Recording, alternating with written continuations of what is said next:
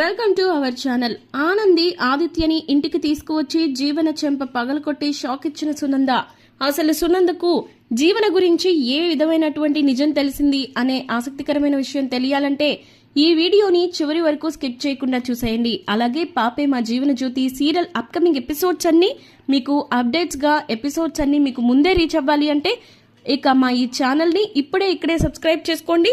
పక్కనే ఉన్న బెల్ ఐకాన్ని ట్యాప్ చేయండి. ఇక వీడియోలోకి వెళితే గనక శశికాంత్ అయితే అడుగుతూ ఉంటాడు సునంద చేయి పట్టుకొని, సునంద, ప్రతి సంవత్సరం మన పెళ్లి రోజున నువ్వు నాకు ఏదో ఒక బహుమతి ఇస్తూ ఉంటావు.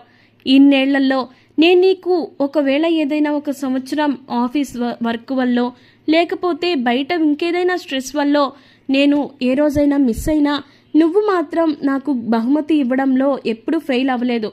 అలాంటిది ఈ సంవత్సరం మన పెళ్లి రోజున నువ్వు నాకు ఏం బహుమతి ఇవ్వాలనుకుంటున్నావు అనగానే, అయ్యో అవును కదండి, నిజమే, మీకు ఏం కావాలో చెప్పండి, నేను ఖచ్చితంగా ఇస్తాను అని చెప్పేసి ఎమోషనల్గా మాట్లాడుతూ ఉంటుంది సునంద. ఆ మాటకి శశికాంత్ ఏమో, నాకు ఈ సంవత్సరం నువ్వు నా కొడుకు కోడల్ని అంటే ఆనంది ఆదిత్యల్ని మన ఇంటికి తీసుకువస్తావా నా కోసం అని చెప్పి చేపట్టుకొని అడిగేసరికి ఇక ఏం చెప్పాలో ఏం చెయ్యాలో అర్థం కాదు. ఇక సునందకి అలా ఆలోచిస్తూ ఉండేసరికి ఇదంతా జీవనం వింటూ ఉండేసరికి ఇంకా మైండ్లోనేమో చాలా ఆలోచనలు వచ్చేస్తూ ఉంటాయి. ఇక శశికాంత్ మళ్ళీ చెయ్యి కదిపి, చెప్పు సునంద, ఈ సంవత్సరం నా కోరికను తీరుస్తావా, నా కొడుకు కోడల్ని నా ఇంటికి తీసుకువచ్చి నాకు బహుమతిగా ఇస్తావా అని చెప్పి ఇంకా ఎమోషనల్గా అడిగేసరికి తనకి ఏం మాట్లాడాలో అర్థం కాదు. ఇక ఏం మాట్లాడకుండా మౌనంగా ఉండిపోద్ది. ఇక ఈలోపు జీవన ఇదంతా చూసి ఇందుమతితో, అయిపోయింది పెద్దమ్మ, మొత్తం నాశనం అయిపోయింది. ఇక అత్తయ్య గారు మావయ్య గారి కోసమైనా సరే ఆ ఆదిత్యని అలాగే ఆనందని ఇంటికి తీసుకొచ్చేస్తారు. ఇప్పుడు నేను అనుకున్నది, ఇంత కష్టపడి చేసింది మొత్తం నాశనం అయిపోతుంది. అసలు ఏం చేయాలి పెద్దమ్మ ఈవిడ్ని, ఈ అత్తయ్య గారు మరీ ఇంత ఎమోషనల్ ఫుల్లా ఉన్నారు అని చెప్పేసి ఇంకా అలా మండిపడిపోతూ ఉంటుంది సునంద మీద ఇందుమతితో చెప్పుకుంటూ. మరోపక్క శశికాంత్ ఇంకా, ఏంటి సునంద ఏం మాట్లాడమంటే, తప్పకుండా అండి, కేవలం మీకోసం నేను ఏమైనా చేయడానికి సిద్ధమేనని మీకు తెలుసు కదా, తీసుకొస్తాను అని చెప్పేసి ఇంకా బయటకు వచ్చేటప్పటికి ఇంకా జీవన ఏమో ఇందుమతితో మాట్లాడుతూ ఉంటుంది కదా, ఇంకా అదంతా వినేసి షాక్ అయ్యిద్ది. అంటే ఇదంతా దీని కుట్ర అనమాట, అయితే నేను క్షమించకూడదు, దీని సంగతి చెప్తాను అని చెప్పేసి సునంద మనసులో అనుకుంటా ఉంటుంది. ఇక జీవన ఏమో తన తప్పులన్నీ ఇందుమతితో చెప్పుకుంటా ఉంటుంది. అసలు నేను ఎంత కష్టపడి ప్లాన్ చేశానో, అసలు బావగారిని ఆ ఎండీ సీట్ నుంచి తొలగించాలని నేను ఈ విశ్వ ప్రయత్నాలు చేశాను. ఇటు నా మొగుడిని అటు నా అత్తగారిని ఎంత మభ్యపెట్టాను, వాళ్ళ మీద లేనిపోనివన్నీ క్రియేట్ చేసి ప్రయత్నాలన్నీ కూడా సక్సెస్ అయ్యాను. మా అత్తగారి దృష్టిలో బావగారితో పాటు ఆ ఆనందిని కూడా చెడు చేశాను. అందుకే ఆనంది ఇంట్లో నుంచి వెళ్ళిపోయినప్పుడు కూడా ఇంట్లో వాళ్లతో ఏం మాట్లాడనివ్వకుండా అత్తయ్య గారితో లాక్ చేయించాను. కానీ ఇప్పుడేమో మళ్ళీ మామయ్య గారు ఇంకా వల్లమాలిన ప్రేమ చూపిస్తూ వాళ్ళ కొడుకుని కోడల్ని ఈ పెళ్లి రోజుకి బహుమతి అసలు ఆ పెద్ద ఆయన ఏమనుకుంటున్నాడు, అయినా ఆయనకి అసలు ఆయన్ని చంపేస్తే పోయేది, అది ఇది అని చెప్పేసి నోటుకొచ్చినట్లు ఇంకా జీవన అయితే మొత్తం ఓపెన్ అయిపోతుంది ఇందుమతితో. ఇక ఈ మాటలన్నీ మొత్తం వినేస్తుంది సునంద వినేసి, అంటే ఇదంతా దీని నాటకం అన్నమాట. అమ్మో, జీవన ఇంత నాటకాలు ఆడిందా, నా కోడల మీద నాకు లేనిపోని అన్ని చెప్పింది, నా కొడుకుని ఎండీ సీట్ నుంచి తొలగించి బయటకు పంపించేలా చేసింది, ఇంత డ్రామాలు ఆడిందా అది అని చెప్పేసి ఇంకా అప్పుడే మెంటల్గా ఫిక్స్ అయిపోద్ది. అయితే ఆనందిని నేను తప్పుగా అర్థం చేసుకున్నాను, తనని నా కొడుకుని ఇంటికి తీసుకురావాలి అలా అయినా అని చెప్పి ఇక సునంద అయితే మెంటల్గా ఫిక్స్ అయ్యి ఇంకా దగ్గరికి వెళ్ళి, ఇంకా ఆనంది ఆదిత్యాల దగ్గరికి వెళ్ళి, మీరు ఇంటికి రావాలరా అని అంటే, ఎందుకమ్మా మమ్మల్ని రానివద్దులే అమ్మా అని అంటాడు ఆదిత్య.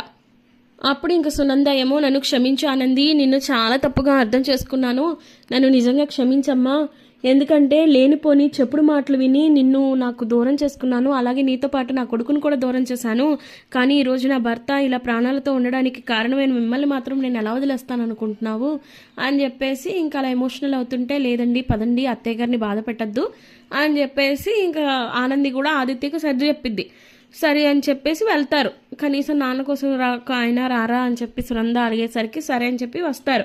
వచ్చిన తర్వాత ఇంకా గుమ్మలోకి వెళ్తుంటే సునంద వాళ్ళిద్దరిని ఆపి, ఆగండి, నేను మీకు దిష్టి తీస్తాను, హారతి ఇస్తాను అని చెప్పేసి వెళ్ళి హారతి తీసుకొచ్చి ఇస్తూ ఉంటే ఇంకా జీవన ఇదంతా చూసి చిచ్చి నేను ఏదైతే జరగకూడదు అనుకున్నానో అదే జరిగింది.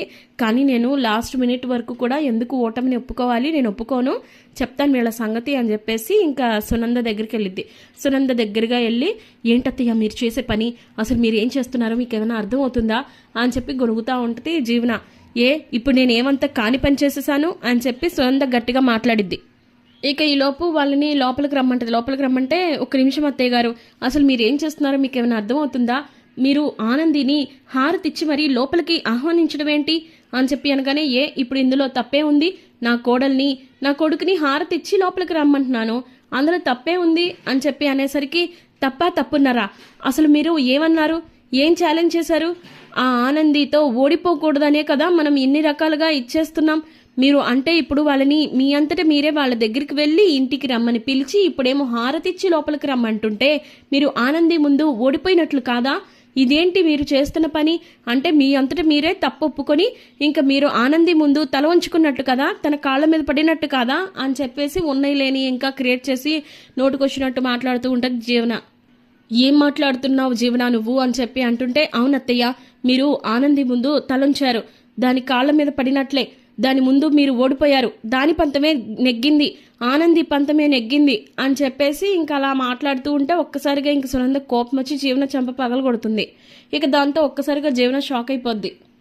ఇక దాంతో షాక్లో అలా ఉంటే ఏంటి షాక్లో ఉన్నావా, నేను ఆనంది ముందు ఓడిపోలేదు, ఎప్పుడు ఓడిపోయానో తెలుసా, నా ఇంటి పెద్ద కోడలైన నా ఆనందిని ఇంటి నుంచి బయటికి పంపించేసి నేను ఓడిపోయాను, అప్పుడే నేను మనిషిగా కూడా ఓడిపోయాను, అసలు నేను చేయాల్సిన అసలైన పని ఏంటో తెలుసా, నిన్ను ఈ ఇంటి నుంచి బయటకు గంటేయాలి, కానీ నేను అలా కాకుండా నా కోడల్ని ఇంట్లో నుంచి బయటకు గంటేసాను చూసావా, అందుకు నేను ఓడిపోయాను, నువ్వు ఈ రోజున ఇందుమతి దగ్గర నువ్వు చేసిన నిజాలన్నీ ఒప్పుకున్నప్పుడు నాకు అర్థమైంది అసలు నేరస్తులు ఎవరో, అసలు ఎవరు మభ్య పెడుతున్నారు అని చెప్పి అనగానే ఇవన్నీ విన్న జీవన ఒక్కసారిగా షాక్ అయిపోతుంది. అవును, ఇప్పుడు నేను గెలవాలి అంటే నిన్ను ఈ ఇంటి నుంచి బయటకు పంపించాలి, అంతేకాదు నీకు అసలు ఆ ఎండీ సీట్కి సంబంధమే లేదు, అసలు సూట్ అవనే అవదు, అలాంటి నిన్ను తీసుకెళ్ళి ఇక సింహాసనం మీద కూర్చోబెట్టినట్టు కుక్క తోక వంకరగానే ఉంటుంది కదా, నేను అదే గమనించలేకపోయాను, కాబట్టి నిన్నే ఇంటి నుంచి బయట పంపించాలి, పో బయటికి అని చెప్పేసి అంటుంటే ఇంకా జీవన ఒకసారిగా షాక్ అయిపోతుంది. అత్తయ్య మీరు ఏం చేస్తున్నారు, మీకు ఏమైనా అర్థం అవుతుందా అంటే ఇంకా మళ్ళీ ఇంకోసారి చంప పగలు కొడుతుంది. నా భర్త ఈ రోజుని ఈ పరిస్థితిలో ఉండడానికి కూడా కారణం నువ్వే అని నాకు తెలియదు అనుకుంటున్నావా, నువ్వు నీ పాపాలన్నీ ఆ ఇందుమతితో చెప్తున్నప్పుడే నేను విన్నాను, అందుకే అప్పుడే నాకు అర్థమైంది ఆనందిని నేను ఎంత తప్పుగా అర్థం చేసుకున్నాను అని, నీలాంటి వాళ్ళ చెప్పుడు మాటలు విని నా కోడల్ని నేను అపార్థం చేసుకుని నా కొడుకుతో సహా ఇంటి నుంచి బయటకు పంపించేశాను, ఇంకెప్పుడు ఇలాంటి తప్పు చేయకుండా ఉండాలంటే నీలాంటి పాపిస్టోళ్ళు ఈ ఇంట్లో ఉండకూడదు అని చెప్పేసి ఇంకా ఊహించని విధంగా జీవనకైతే సునంద షాక్ ఇస్తుంది. దాంతో మరి ఇప్పుడు జీవన ఏం చేయబోతుంది, ఆనంది ఆదిత్యుల విషయంలో ఇంకేదైనా నిర్ణయం తీసుకుంటుందా అనేది తెలియాలి అంటే అప్కమింగ్ ఎపిసోడ్స్ వరకు వెయిట్ చేయాల్సిందే. మరి పాపే మా Jeevan Jyoti serial upcoming episodes అన్నీ మీకు టైం టు టైం రీచ్ అవ్వాలి అంటే మా ఈ ఛానల్